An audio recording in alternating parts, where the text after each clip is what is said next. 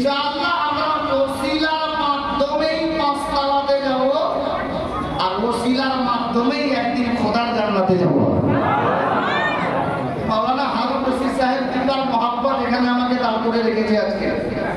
হাজরাতি প্রথমে আমাকে ফোন করেছিলেন, হাজরাত আসতেই হবে। তো আজ হাজির হয়ে গেছি। নিসবাতি লোক, আমরা ওসিলাওয়ালা মানুষ। বলছিলাম এই মাদ্রাসার সঙ্গে, মাদ্রাসার নামের সঙ্গে আর জান্নাত রানী নবী নন্দিনী সাইয়েদা ফাতেমা জাহরার নামের নিসবত আছে। গোলামে গৌসে খাজা, আপ বলি আপনাকে একটু কান লাগান, একটু বুঝার চেষ্টা করেন। হযরতে সাইয়েদনা বেলাল, হযরতে সাইয়েদনা বেলাল উমাইয়ার বাড়িতে ছিল। বেলালের কোনো মূল্য ছিল না। বেলালে আফসিকে সাইয়েদনা সিদ্দিকে একবার নিজে পয়সা লাগিয়ে উমাইয়ার বাড়ি থেকে খরিদ করলেন। আর খরিদ করার পর সাইয়েদনা নবী পাকের কদমে হযরতে বেলালকে দিয়ে দিলেন। নবী পাকের দামানে জড়িত হয়ে গেল, নবীর সঙ্গে নিসবত হয়ে গেল। তো বেলালের জবান থেকে বেরোচ্ছিল, ইয়া রাসূলুল্লাহ, जब तक बिके ना थे तो कोई पूछना ना था, आपने खरीद कर मुझे अनमोल कर दिया। आपने खरीद कर मुझे अनमोल कर दिया। गुलामे गौसो खाजा बुझाते नहीं যাচ্ছি। বেলাল উমাইয়ার বাড়িতে ছিল, কোনো মূল্য ছিল না। নবীর দামানে চলে এলো জান্নাতি। আজ আমরা জান্নাতি সন্তানি, জান্নাত রানী মা ফাতেমাতুজ জাহরা রাদিয়াল্লাহু তাআলা আনহার নিসবতের সঙ্গে নিসবত রেখে দ্বীনি প্রতিষ্ঠান কায়েম করা হয়েছে। হাদিসে পাকের মধ্যে এসেছে আল ইলমু নূর, আল ইলমু নূর।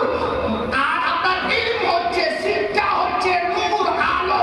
হযরতে কেরামি যেমন আলো ছাড়া বাড়ি অন্ধকার, আলো ছাড়া রুম অন্ধকার, আলো ছাড়া রাস্তা অন্ধকার, অনুরূপ আলো ছাড়া আপনার দেহ অন্ধকার।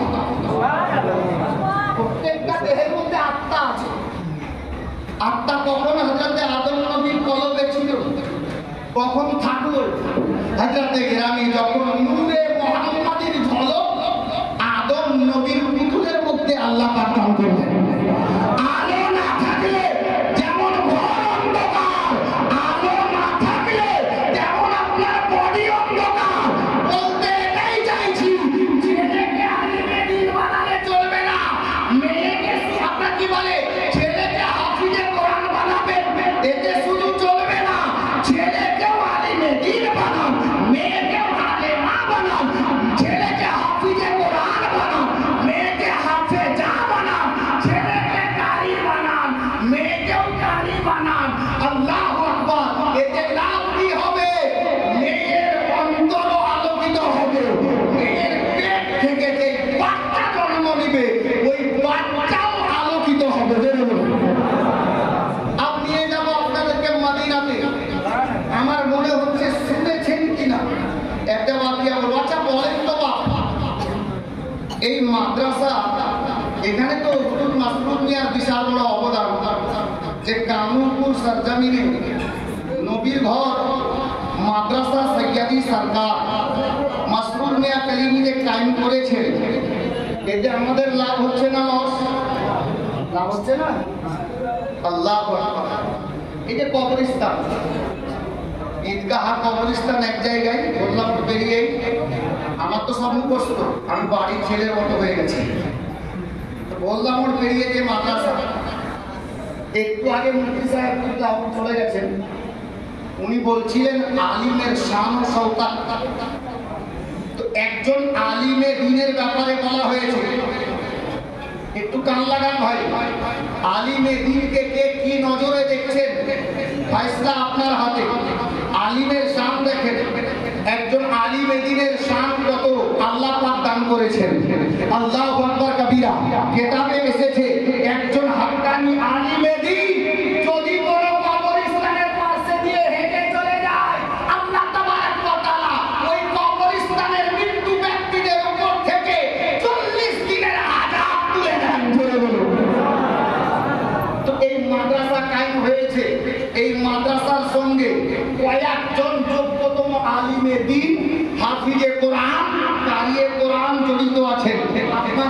বাড়ির আশেপাশে, কবরস্থানের আশেপাশে অহরহ চলাফেরা করতে থাকছেন, তার মানে বুঝতে পারা গেল ইনাদের সাক্কাই আল্লাহ তাবারক ওয়া তাআলা আমাদের মাইয়া মারহুম মারহুমিনদেরকে আল্লাহ পাক কবরে আরামে রেখেছেন।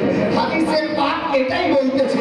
বিরাদরানে ইসলাম, হযরতে গেরামি, যার জন্যই তো আল্লাহু আকবার কবিরা নবী পাকের ইশক ও মোহাব্বত যারা অন্তরে নিয়ে বসে আছেন, আমি উনাদেরকে বলছি নবী পাকের একজন গোলামের জবান, জান মাंगो तो जान देंगे, मार मांगो तो मार देंगे, लेकिन ये मुझसे कभी ना होगा कि नबी का जाहो जलाल देंगे।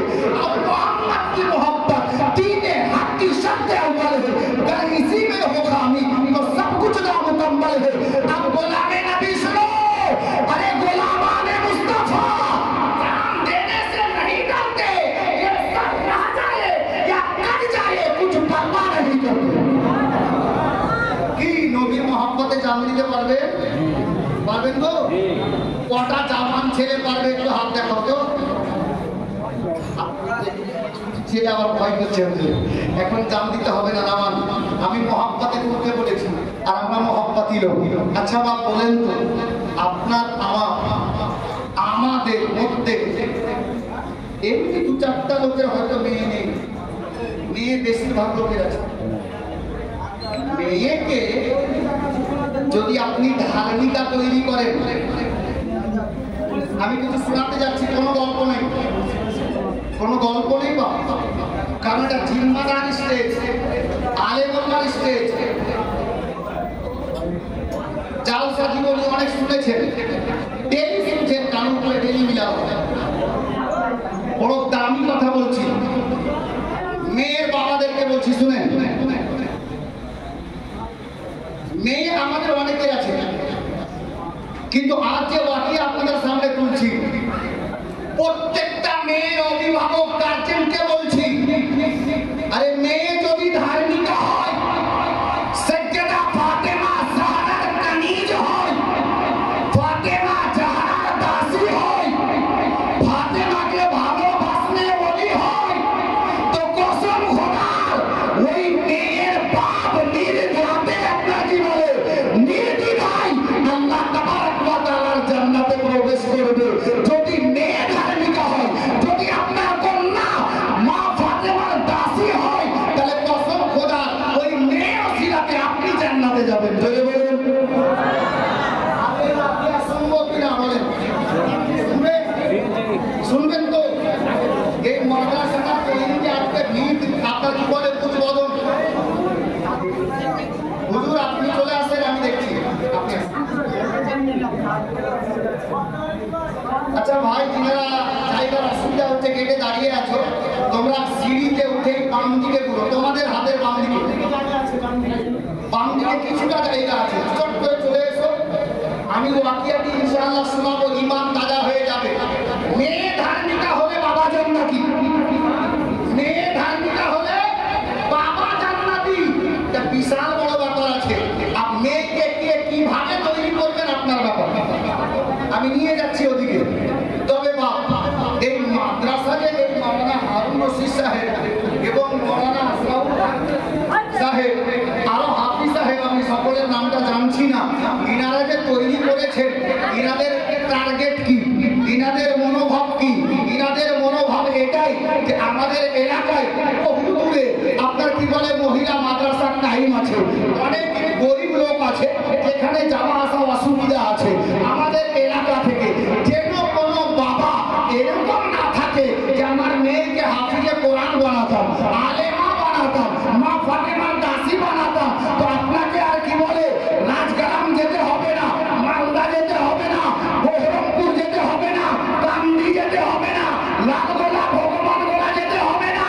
অত্র জঙ্গিপুরের বাবারা নিজের মেয়েকে আলেমা বানাবে, হাফিজে কোরআন বানাবে, আপনার রঘুনাথগঞ্জে জঙ্গিপুর এলাকাতে, আর যার বাদাউলাতে বাবা জান্নাতে যাওয়ার রাস্তা পেয়ে যাবে।